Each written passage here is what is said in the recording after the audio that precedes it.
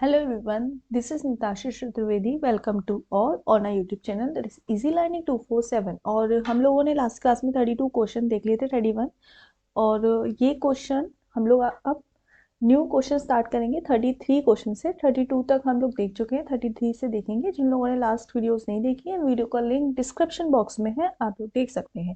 देखो question number 33 में क्या बोल रहा है कि रन टाइम पर हम लोगों को क्या बताना है भाई, एरर आ जाए। तो रन टाइम पे एरर किस में आएगी, जो राउंड फंक्शन होता है हमारा, वो हमारी वैल्यू को राउंड करके देता है, मतलब उसकी ऑलमोस्ट अप्रॉक्स वैल्यू निकाल के देता है, राउंड वैल्यू निकाल के देता है। जैसे 45.8 की वैल्यू निकालेगा इस 46, लेकिन राउंड फंक्शन एक बार में एक ही वैल्यू को लेता है। यहाँ पर हमने कोई भी वैल्यू साइन नहीं की है, तो ये एरर शो करेगा और ये भी एरर शो करेगा, क्योंकि यहाँ पर हमने देखो एक बार में 3 वैल्यू ली है, 1 2 3। ये भी एरर शो करेगा। यहाँ पर हमने एक बार में 3 वैल्यू ली है अगेन, तो ये भी एरर शो करेगा। तो राउंड फंक्शन कहाँ एरर शो नहीं करेगा, ऑप्शन नंबर ए। तो ऑप्शन नंबर ए इसका करेक्ट होगा। पूछा है विदाउट एरर। क्वेश्चन नंबर 34 की बात करते हैं कि जो हमारा what is the return type of function ID, जो फंक्शन आईडी है उसका जो रिटर्न टाइप है वो वही क्या होगा। तो जो आईडी होती है, याद रखिएगा, जैसे स्टूडेंट की आईडी है, रोल नंबर है, इस तरीके का जो फंक्शन होता है हमारा, कौन सा फंक्शन होता है, वो हमेशा इंटीजर होता है। फ्लोट में, डेसिमल में वो होगा नहीं। बूलियन यानी यस नो में होगा नहीं। डिक्शनरी यानी कीज और वैल्यूज में हमारा होगा नहीं। तो ऑप्शन नंबर ए इसका करेक्ट आंसर होगा। अगला क्वेश्चन बोल रहा है, question number 35, in a Python we do not specify type. हम लोगों ने टाइप स्पेसिफाई नहीं किया हुआ है। आगे बोल रहा है it is directly interpreted by the compiler, so consider the operation perform. हमें ऑपरेशन परफॉर्म बताना है कि कौन सा ऑपरेशन परफॉर्म होगा। तो जो फर्स्ट लाइन है उसमें ये बोल रहा है कि x बराबर 13 क्वेश्चन मार्क 2 है, objective is to make sure x is the integer value. अब जहाँ यहाँ पर जो x की वैल्यू है वो इंटीजर होनी चाहिए। Select all the apply Python xx, यानी हमें इस क्वेश्चन कुल मिला के वो ये कहना चाह रहा है कि 13 क्वेश्चन मार्क 2 में हमें एक ऐसी वैल्यू असाइन करनी है, चाहे वो x हो चाहे वो xx हो, यानी वो दो टर्म ले या एक सिंगल टर्म ले, हमें ऐसी वैल्यू असाइन करनी है जिससे हमें क्या आ जाए, इंटीजर वैल्यू। तो देखो अगर मैं 13 का 2 से फ्लोर डिवीजन निकालूं तो 2 6 12, और हमें फ्लोर डिवीजन की मदद से यहाँ पे सिर्फ इंटीजर वैल्यू मिलती है, तो ये सही हो जाएगा। आगे बोल रहा है 13 का डिवाइड अगर मैं 2 में दूं, तो 13 का डिवाइड 2 में देने पर मेरे पास आंसर आएगा 6.5। लेकिन बोल रहा है आगे इंटीजर, तो हमें ये आगे सिर्फ इंटीजर वैल्यू लौटाएगा, 6 लौटाएगा, तो ये भी करेक्ट है। अगला बोल रहा है कि 13 मॉडुलस 2। तो मॉडुलस फंक्शन क्या करता है, हमें रिमाइंडर वैल्यू दे देता है। तो अगर हम 13 का डिवाइड 2 में देंगे तो कितने टाइम, 6 टाइम चाहिएगा, रिमाइंडर क्या बचेगा 1। तो 1 इज ऑल्सो अ इंटीजर। तो यहाँ तीनों में हमें इंटीजर वैल्यू मिल रही है, इसीलिए ऑप्शन नंबर डी इसका करेक्ट आंसर हो जाएगा। अगला क्वेश्चन देखते हैं, what is the error occurs when you execute the following Python code snippet. तो बेसिकली जो हमारी जो एरर इसमें शो होगी, देखो हम लोगों को मैंगो डिफाइन नहीं किया है, एप्पल बराबर मैंगो, लेकिन जब हमें डिफाइन ही नहीं किया है, तो जब हमें कोई चीज़ डिफाइन ही नहीं करी होती है, जब जो भी कोड होता है अगर हमें वो चीज़ डिफाइन ही नहीं करी है, तो वहाँ कौन सी एरर आ जाती है, वहाँ आ जाती है नेम एरर। देखो सिंटेक्स एरर कहाँ आती है, सिंटेक्स एरर आती है अगर आपका जो फंक्शन है, जैसे आपकी जो एक तरह से पाइथन का जो स्ट्रक्चर है, अगर आपके स्ट्रक्चर में कोई गलती है तो वहां आती है सिंटेक्स एरर। अगर आपने नेम जब डिफाइन ही नहीं करा है, मतलब आप जो चाहते हो वो है ही नहीं है, तो यहाँ पर आपकी आ जाती है क्या, नेम एरर। क्लियर। और ऐसे ही हम बाकी भी कर लेंगे। अगला देखते हैं, क्वेश्चन नंबर 37 बोल रहा है print function call select all the function call that result in this output. भाई हमें रिजल्ट बताना है इसका आउटपुट का। फर्स्ट लाइन में टॉम है, सेकेंड डिस्क है हैरी। देखो कुल मिला के हमारे पास क्या है भाई, हमारे पास ये है एज अ आउटपुट। हमें हमें ये बताना है कि हम कौन सा प्रिंट फंक्शन कॉल करें कि हमारे पास ये आउटपुट आ जाए, मतलब हमारे पास line line by line output आना चाहिए। टॉम, डिक और हैरी, हमारे पास लाइन बाय लाइन आउटपुट आता है। तो एक चीज याद रखिएगा, लाइन बाय लाइन के लिए हमें बैक स्लैश एन का यूज करते हैं। बैक स्लैश एन का मतलब होता है न्यू लाइन। ठीक है, अब देखो हम प्रिंट फंक्शन को कॉल करेंगे। हम लिखेंगे प्रिंट फंक्शन को कॉल करने के बाद बोलेंगे हम सबसे पहले, पहले कौन है, टॉम, तो टॉम, ठीक है। उसके बाद न्यू लाइन, फिर बोलेंगे टॉम के बाद डिक, फिर बोलेंगे भाई न्यू लाइन, फिर बोलेंगे हैरी, तो हैरी के बाद न्यू लाइन, और हमारी ये स्ट्रिंग क्लोज। तो यानी हमारी ये स्ट्रिंग है, अगर हमने ये ब्लैक स्लैश एन नहीं लगाया है तो ये सारे एक ही लाइन में प्रिंट हो जाएंगे, लेकिन हमें न्यू लाइन में प्रिंट कराने के लिए, इन सबको अलग अलग लाइन में प्रिंट कराने के लिए स्ट्रिंग के बीच में जहां से भी हमें ब्रेक करना है न्यू लाइन, तो वहां हम क्या लगाते हैं, बैक स्लैश एन। अब ये किसी ऑप्शन में देखो, यहाँ पे क्या है, प्रिंट टॉम अगली लाइन में, इस तरीके से प्रिंट करने से वो नहीं आएगा ऐसे लाइन बाई लाइन, तो ये तो एरर शो करेगा। यहाँ पर ये सेम ही लाइन में एज इट इज स्ट्रिंग की फॉर्म में शो करेगा। यहाँ ये ऑप्शन हमारा बिल्कुल करेक्ट है, जैसा कि मैंने यहाँ लिखा है, प्रिंट टॉम डिक, स्पेस लगाने से कोई फर्क नहीं पड़ेगा, तो वो बाई जैसा एज इट इज यहाँ पे प्रिंट होके आ जाएगा। अगला क्वेश्चन है क्वेश्चन नंबर 38। हमें एवरेज वैल्यू निकालनी है। जो ग्रेड 1 है उसमें 80, ग्रेड 2 में 90 है, एवरेज ग्रेड 1 ग्रेड 2, तो 80 प्लस 90 डिवाइड बाई 2, तो क्या कितना हो गया, 80 प्लस 90 डिवाइड बाई 2, तो हमारा हो गया ये 170 डिवाइड बाई 2, तो कितना हो गया 85.0। ठीक है, यही तो आ गया 85.0। तो 85.0 हमारा कहाँ मिल रहा है, ऑप्शन नंबर ए में, तो ऑप्शन नंबर ए इसका करेक्ट आंसर हो जाएगा। क्वेश्चन नंबर 39 देखते हैं। सेम प्रेसिडेंस लेवल, देखो जो प्रेसिडेंस लेवल होता है तो सेम किसका होता है, एडिशन और सब्सट्रैक्शन का जो प्रेसिडेंस लेवल होता है, मैंने आपको बताया भी था। एक हमारा बॉड मास होता है, तो बॉड मास से ही मैंने आपको क्या याद कराया था,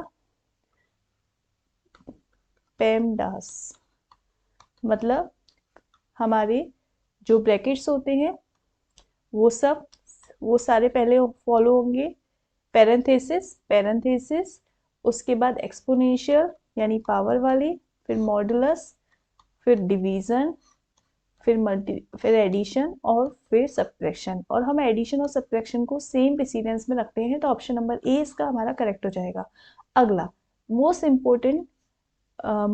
इम्पोर्टेंट चीजें हैं जो याद रखना। देखो हमें अगर इवेल्युएट करना है, बोल रहा है व्हाट डज इवेल्युएट, और इवेल्युएट करने को क्या बोल रहा है ये, तो अगर हमें ये साइन दिखता है कभी भी, तो ये एक इम्पोर्टेंट चीज है, और ये क्वेश्चन इस तरीके के आ सकते हैं, तो ये इम्पोर्टेंट टिक कर लो, इस तरीके की चीजें याद कर लो, कॉपी में नोट कर लो। तो इसका मतलब होता है, जो ये वाला साइन होता है, इसका मतलब प्रोग्रामिंग में दिखाता है कि जो हमारी डायरेक्शन, मतलब यहाँ पर अगर इस सिंपल रूल है, सिंपल तरीका है, पूरा इन डिटेल नहीं समझते, सिंपल तरीका है, शॉर्ट ट्रिक से याद रखो कि अगर बोले ये एक्स एक्सिस इस तरीके से बोले, तो उसका जो आउटपुट आएगा वो माइनस ब्रैकेट में एक्स प्लस 1 आएगा। अब यहाँ पर ये वाला जो साइन है उसमें एक्स एक्सिस के लिए साइन दिखाता है, तो इसको इवेल्युएट करना है, तो 4 है ना, तो 4, तो हमारा आउटपुट क्या आना चाहिए, माइनस ब्रैकेट 4 प्लस 1, तो बराबर -5, ये हमारा आउटपुट आना चाहिए, तो ऑप्शन नंबर ए। अगर ये बोलता यहाँ पे 5 इवेल्युएट करना है, तो -5 प्लस 1, तो कितना आउटपुट आना चाहिए 6। क्लियर हुआ। क्वेश्चन नंबर 41 देखो, बोल रहा है boolean is a type of inf. जो INF है, बेसिकली INF एक फंक्शन है जो हम इन्फिनिटी वैल्यू डिफाइन करने के लिए यूज करते हैं। ये एक स्पेशल टाइप का special case of floating point number होता है। इट ऑब्टेन्स द फ्लोट, ये हमें इन्फिनिटी क्या INF क्या इन्फिनिटी होता है, इन्फिनिटी INF शॉर्ट में इन्फिनिटी, मतलब ये हमें फ्लोटिंग पॉइंट वैल्यू प्रोवाइड करता है। क्या प्रोवाइड करता है? Floating point number. तो ये स्पेशल टाइप ऑफ, बोल रहा है what is the special type of inf, ये किसका टाइप है स्पेशल? फ्लोट का, क्योंकि हमें वैल्यू फ्लोटिंग में प्रोवाइड करता है और ये हम इसकी INF बोलते हैं इन्फिनिटी को, ठीक है। तो infinity is a special case of floating point number, it obtain the float, ठीक है। अगला क्वेश्चन, स्ट्रिंग, हमें str मतलब स्ट्रिंग दी है हेलो, str, और हमें ये जो दिया हुआ है ये साइन, तो बेसिकली ये आप याद रखना, ये होता है स्लाइसिंग। क्या होता है? Basically it is a slicing. अब जैसे स्लाइसिंग में यहाँ पर अगर मुझे बोला जाए जैसे 2 स्लाइस 3 स्लाइस 1, तो मतलब मेरी जो स्टार्टिंग की एड्रेसिंग है वो स्टार्ट 2 से हो रही है, एंड 3 से हो रही है, और उनके बीच में जो गैप आ रहा है, वो आ रहा है 1 1 का, ठीक है। अगर यहाँ पे सिंगल एक स्लाइड दी जाए तो मतलब वो जो हमारी इंडेक्सिंग है वो उस नंबर से स्टार्ट हो रही है, मतलब सिर्फ वहीं तक आएगा, यानी जैसे 0, जैसे बोल रहा है 2, तो 0 से 1, यानी 0 और 1 वाली एड्रेसिंग आएगी, बाकी 2 से जो भी एड्रेसिंग है 2 नंबर वाली एड्रेसिंग से वो सब रिमूव हो जाएंगी। जैसे यहाँ पर बोल रहा है हेलो, अगर हम इसकी इंडेक्सिंग करें तो ये हो जाएगा 0 नंबर, ये हो जाएगा 1 नंबर, ये हो जाएगा 2, ये हो जाएगा 3, ये हो जाएगा 4। हाँ या ना? हाँ या ना? हो जाएगा है ना? अब देखो बोल रहा है हमें स्लाइसिंग कितनी करनी है? 2 तक की, तो 2 से, यानी यहाँ से ये 2 से LLO ये सब रिमूव हो जाएगा और हमें क्या प्रिंट करेगा? सिर्फ HE। क्या प्रिंट करेगा? HE, यानी 2 वाली स्लाइसिंग से सब रिमूव होकर हमें 0 1 प्रिंट करेगा। अगर आपसे वो बोलता हमें माइनस स्लाइसिंग करनी होती, बोलता कि मुझे -1 करना है, तो -1 स्लाइसिंग का मतलब है कि जो ये सब हमें अपोजिट डायरेक्शन में नोट कर देगा, तो OLLEH, मतलब हमें माइनस का मतलब वो अपोजिट। अगर जैसे मुझे स्लाइसिंग में कैलकुलेट करने के लिए, जैसे मेरे को HLLLO कैलकुलेट करना है, तो मैं कैलकुलेट करूंगी 0 1 2 3 4 स्ट्रिंग में।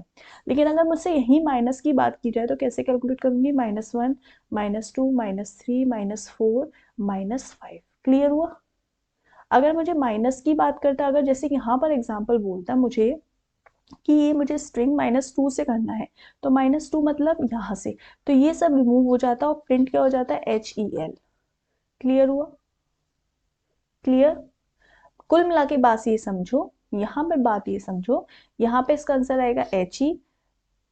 ये पॉजिटिव स्लाइसिंग है, निगेटिव स्लाइसिंग भी होती है। अगर स्लाइसिंग में ऐसे इस तरीके से आ जाए तो यानी ये स्टार्टिंग की बात हो, एंडिंग की बात हो, ये गैप की बात हो, इन शॉर्ट ये समझो, ये मैंने जस्ट एक आपको इजीली याद हो जाए, जिन्होंने नहीं भी पढ़ा है उनको भी ये दिमाग में ये चीज़ें फिट में, ये शॉर्ट ट्रिक इसीलिए भी क्लियर बनाने की कोशिश, बताने की कोशिश करती हूँ, जिससे कि जिन लोगों ने प्रोग्राम्स नहीं भी पढ़े, पाइथन नहीं भी पढ़ी है, ये सारी चीज़ें नहीं भी पढ़ी हैं, वो भी इन चीज़ों को इजीली कर सके। क्वेश्चन नंबर 43 की तरफ चलते हैं। 43 बोल रहा है L is equals to 123 hello 1, और हमको क्या प्रिंट, ये पूछ रहा है कि ये क्या है, ये किस तरीके का ऑब्जेक्ट है? भाई ये सबको पता है, देखो ये लिस्ट होती है, हाँ या ना? ये लिस्ट होती है, और अगर टपल की बात की जाए तो ये हमारा टपल होता है, ये हमारी स्ट्रिंग होती है। डिक्शनरी की बात की जाए तो डिक्शनरी हम किस तरीके से डिनोट करते हैं? तो डिक्शनरी हम डिनोट करते हैं की और वैल्यू की फॉर्म में, की और वैल्यू की फॉर्म में, ठीक है। क्लियर? और एरो, एरो तो सबको पता है। ऑर्डर टू नहीं भी पता है तो एरे में हम एड्रेसिंग तो शो करते हैं। तो बेसिकली जो लिस्ट होता है वो कैपिटल ब्रैकेट, डिक्शनरी, की और वैल्यू, और टपल, जो टपल की बात की जाए तो टपल स्मॉल ब्रैकेट यानी round bracket. In order to store values in the terms of keys and values, देखो यही वाली बात होगी, जब की और वैल्यू की बात की जाए तो की और वैल्यू किस में होता है? डिक्शनरी। तो ऑप्शन डी। क्वेश्चन नंबर 45 की तरफ चलते हैं। क्वेश्चन नंबर 45 बोल रहा है CMP। CMP मतलब कंपैरिजन करना है। अब ये होता है हमारा x मानते हैं, ये y मानते हैं। याद रखो अगर x is greater than y है तो हमें रिटर्न शो करता है हमेशा 1। अगर x is equals to y है तो हमें रिटर्न शो करता है 0, x is less than y है तो हमें रिटर्न शो करता है -1। ये याद रखना। अब x की जगह 3, y की जगह 1, 3 इज ग्रेटर देन 1 है या नहीं है, कंडीशन ट्रू, तो हमें क्या शो करेगा 1, तो ऑप्शन नंबर ए इसका करेक्ट। अगला क्वेश्चन 46, डस 3 और ये जो होता है बेसिकली हमारा एक्सॉर ऑपरेटर होता है। क्या होता है, एक्सॉर ऑपरेटर। तो इवेल्युएट, हमें क्या इवेल्युएट करेगा, तो 3 और एक्सॉर है, एक्सॉर 4। ये साइन हमारा पावर, मैथ्स में हम लोग ये पावर के लिए यूज करते हैं, बट प्रोग्रामिंग में ही यहाँ पर ये पाइथन में एज अ एक्सॉर की तरह इसको ट्रीट करता है। एक्सॉर, एक्सॉर, एक्सॉर की तरह ट्रीट करता है। तो 3 और 4 का हमें एक्सॉर बताना है, तो क्या हो जाएगा, देखो, तो एक्सॉर निकालना सबको पता होगा, फिर भी देखो नहीं भी पता है तो याद रखना, जैसे 3 इसको हम बाइनरी की फॉर्म में, 3 को बाइनरी में क्या लिखते हैं, 0 0 0 0 1 1, और 4 को बाइनरी की फॉर्म में क्या लिखते हैं, 0 1 0 0। ठीक है, अगर मेरे को इसका एक्सॉर निकालना हो 3 और 4 का, तो एक्सॉर का मतलब और इसका नॉट कर दो। तो डायरेक्ट आप ये याद रखो, जहां पर अपोजिट डिजिट है वहां 1 आएगा, 0 और 1 अपोजिट है, 0 है इधर 1 है, तो अब वहां 1 आएगा, जहां सेम डिजिट है वहां 0 आएगा। ठीक है, मतलब एक्सॉर का मतलब होता है जो सेम, एक्सॉर का मतलब होता है जो सेम डिजिट होते हैं, जैसे 0 0 तो इसका क्या आएगा 0, 0 1 इसका 1, 1 0 इसका आएगा, क्या आएगा 1। अगर बोलूँ 1 1 तो इसका आएगा 0। जहाँ सेम डिजिट हो उसका एक्सॉर आता है 0, और जहाँ डिफरेंट डिजिट हो उसका एक्सॉर आता है 1। ये शॉर्ट में याद रखना। अब इसका आंसर क्या आएगा, 0 1 1 1, लेकिन हमें ये पूछ किसकी फॉर्म में रहा है, डेसिमल की फॉर्म में, तो 1 1 1 किसका डेसिमल होता है, 7 का, तो इसका ऑप्शन नंबर क्या आ जाएगा, डी। ठीक है, क्लियर हुआ। अच्छा क्वेश्चन है ये। क्वेश्चन नंबर 47 क्या बोल रहा है, what is the following operator has its associatively right to left. देखो जितने भी ऑपरेटर होते हैं वो सारे हमारे, यानी हम लोगों ने पढ़ा था पेमडास। ठीक है, parenthesis, exponential, modulus, divide, addition, subtraction, जितने भी हमारे ऑपरेटर्स होते हैं, जितने भी इवन हम लोग जितने भी मैथमेटिकल कैलकुलेशन करते हैं पाइथन के अंदर, वो सारी हमारी कैसे चलती है, लेफ्ट टू राइट। लेकिन जो हमारा एक्सपोनेंशियल होता है वो, यानी ये पावर, वो हमारा हमेशा राइट टू लेफ्ट चलता है, राइट टू लेफ्ट। तो यहाँ पे एक्सपोनेंशियल यानी ऑप्शन नंबर डी हमारा सही हो जाएगा। एग्जाम्पल के तौर पर अगर मैं बोलूँ 2 एक्सपोनेंशियल 3 एक्सपोनेंशियल 2, यानी अब देखो हम लोग सबसे पहले यहीं से तो चलते हैं, तो 3 की पावर 2 यानी 9, और 2 की पावर 9 इज इक्वल्स टू 518, ऐसे ही तो चलते हैं हम। अगला क्वेश्चन, क्वेश्चन नंबर 48 बोल रहा है कि व्हाट इज द, इसकी वैल्यू बतानी है, following expression, what is the value of following expression. तो 2 + 4.00, देखो 2 + 4.00 क्या आ जाएगा, अगर हम इसको कैलकुलेट करें तो आ जाएगा 6.00, और 2 मल्टीप्लीकेशन 4.0, तो 2 का 4 से मल्टीप्लीकेशन करेंगे तो ये आ जाएगा, देखो यहाँ पे 2 का मल्टीप्लीकेशन नहीं है, सॉरी 2 का एक्सपोनेंशियल है, तो 2 की पावर अगर हम 4.0 करेंगे तो 2 की पावर 4 यानी 16.0 आ जाएगा, 16.0। अब देखो, लेकिन यहाँ पर ये 6.00 और 16.00, तो आपको लग रहा होगा 6.00 और 16.0 ये आएगा ऑप्शन, आपको ये लग रहा होगा, लेकिन इसका आंसर ये नहीं आएगा, इसका आंसर आएगा ऑप्शन नंबर ए 6.0, 16.0, क्योंकि ये सेम तरीके की वैल्यू को राउंड ऑफ कर देता है। मतलब यहाँ पे दो, यहाँ पे एक जीरो है, और यहाँ पे 2 जीरो है, लेकिन ये शो क्या करेगा, एक ही जीरो, यानी राउंड ऑफ करके शो करेगा 6.0 16.00, तो ऑप्शन ए इसका करेक्ट आंसर हो जाएगा, याद रखिएगा। क्वेश्चन नंबर 49 की तरफ चलते हैं। 49 बोल रहा है कि देखो भाई हमें 3 लाइनें हैं, पहला पैरेंथेसिस सबसे पहले सॉल्व करेंगे तो 3 की पावर 2 क्या हो जाएगा, 3 की पावर 2 इज 9, और 2 की पावर 9 इज 518। अगला 2 की पावर, पहले पैरेंथेसिस 2 की पावर 3 इज, 2 की पावर 3 इज 8, और 8 की पावर 2 इज कितना हो जाएगा, 64। अगला अगेन ऐसे चलेंगे, 3 की पावर 2 इज 9, और 2 की पावर 9 इज 518, तो ये किस में मिल रहा है, 518 64 512, सॉरी 512 512, मैंने लास्ट में भी तो गलत नहीं कर दिया था, 512, सॉरी इसमें सब में याद रख लेना, जिधर भी मैंने 2 की पावर 9 518 लिखा है वो मैंने भाई गलती से लिखा है, उसको 518 नहीं है, यहाँ पे 512 है, आप लोग करेक्ट कर लेना। 2 की पावर 9 512 होता है, और मैंने जिधर भी किया है तो उधर आप करेक्ट कर लेना। मैंने डायरेक्ट कैलकुलेट नहीं किया था, मेरे दिमाग में पता नहीं 518 कैसे चल रहा था, तो 512 होता है। तो 2 की पावर 9 512 होता है, याद रखना। और मैंने जहाँ भी गलती करी है उसके लिए एक्सट्रीमली सॉरी, आप लोग उसे करेक्ट कर लेना तुरंत की तुरंत। और ऐसा भी हो जाता है कि कभी कभी मैं फ्लो में बोल देती हूँ, पर नेक्स्ट वीडियो में मैं सही करने की कोशिश करती हूँ, कुछ जानबूझ के गलती नहीं करती हूँ, बोलते बोलते हो जाता है, आई एम एक्सट्रीमली सॉरी। और अगर मुझे तुरंत याद आ जाता है तो तुरंत ही मैं माफ़ी मांग के सही कर लेती हूँ, और नहीं मैं बाद में अगर वीडियो को देखती हूँ तो बाद में मैं नेक्स्ट क्लास में आपको बता देती हूँ। क्वेश्चन नंबर 49 में इसका आंसर क्या आएगा? 512 64 512, तो ऑप्शन नंबर डी इसका करेक्ट आंसर होगा। क्वेश्चन नंबर 50 की तरफ चलते हैं। 50 क्या बोल रहा है? क्वेश्चन नंबर 50 में बोल रहा है कि देखो, अब ये चीज याद रखने वाली बात है, हम लोगों का रूल नहीं भूलना है। अगर मैं यहाँ पर, आप पहले मैं आपके तरीके से करूंगी। देखो, अगर मैं 2 का डिवाइड 4 में देती हूँ तो मेरे पास क्या आ जाता है? 2। क्या आ जाता है? 2 2 ज़ा 4, तो 2। और 8 का डिवाइड 2 में देती हूँ तो मेरे पास क्या आ जाता है? 4। तो आपके हिसाब से आंसर आना चाहिए 4.0, अगर मैं ऐसे सॉल्व करती हूँ।